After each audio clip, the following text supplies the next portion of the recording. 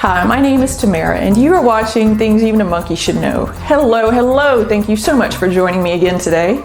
As you know, if you've watched some of my other videos, I'm not a professional anything except artist, but I have learned there are a number of things around my house and out in my yard and on my cars that I can do myself and often save myself time, money, and aggravation. So I hope you have saved those things now too.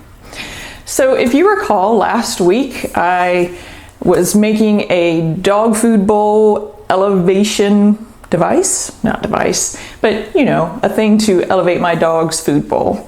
And we stopped in the middle of the project because the video was getting a little long, so we are finishing this week. We have all of our wood now cut and we are ready to assemble it. So let's get started.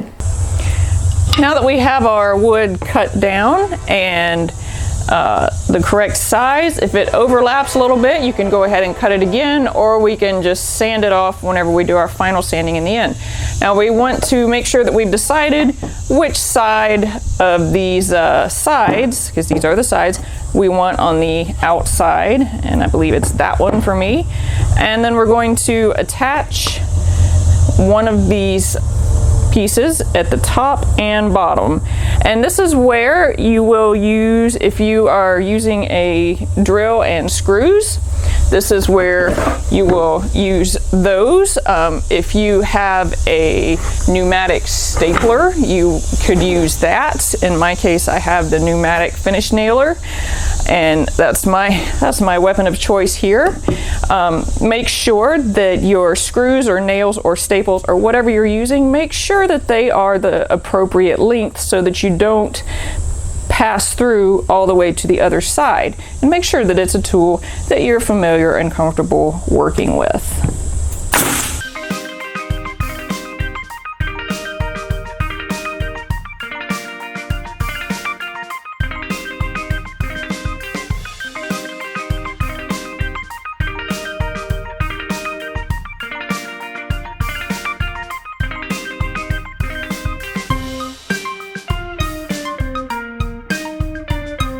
I want to point out, I know that you saw what just happened, that my nails were actually too long because, haha, joke's on me, they nailed my piece to the board. Now ideally, I wouldn't have seen any nail holes on this outside and I wouldn't have had anything to fill out there.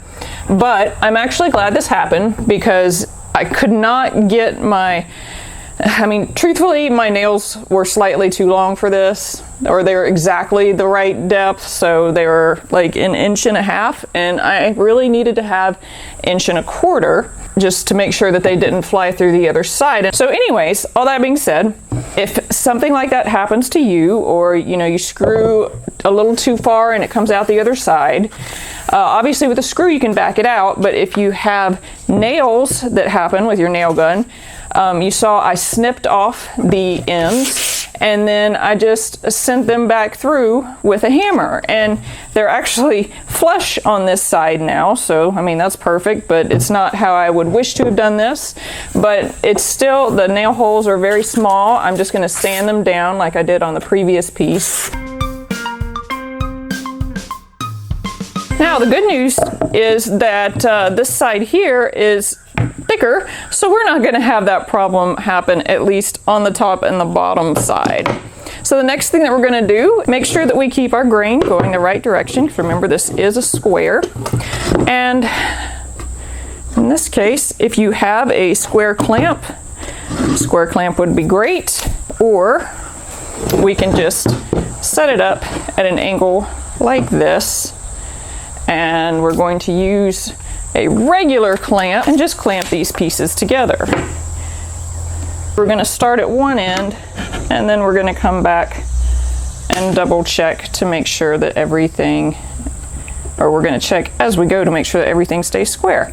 Now remember, the whole reason for having these little pieces of wood is that we are putting our nails into this piece of wood. We're not putting them into this piece of wood.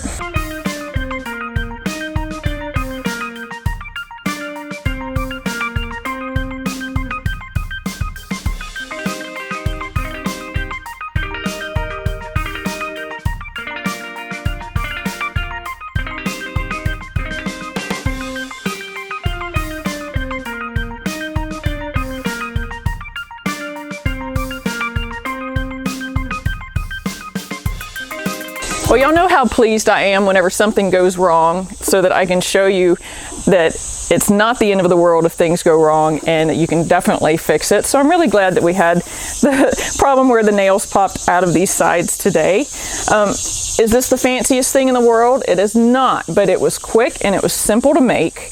How could you make it look a little fancier or more finished? Obviously, staining it, sealing it. You don't want to use this unfinished like it is now with no sealer or paint or something on it, because, well, you're just going to get dog food stains everywhere, right?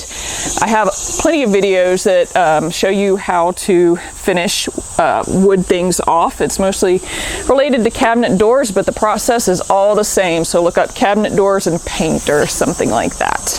Anyway, if you could also enclose these ends if you wanted to, and obviously you don't need to use this really thick plywood on the ends. You could use something thinner that wouldn't add any weight, like Luann board, or if you're painting it, I mean, you could almost use cardboard. Don't, but if you're painting it, it doesn't really matter what you use. This is a stain grade plywood that I had. If you want to leave it open like this, then you could also definitely get some solid wood, what am I trying to come up with? Solid wood trim. If you go to your local lumber yard, they're going to have a trim section, and they have trim pieces that are actually pretty cool, that would be really cool corner pieces too. I didn't have any of those today because, again, we're just keeping this simple. So I hope this helped you out. I hope to help you solve a doggy problem, and if not, maybe you just had fun watching the video. Thank you so much for joining me again today. If you haven't subscribed already, please go ahead and do that now. I hope you have a wonderful week, and I look forward to seeing you again soon.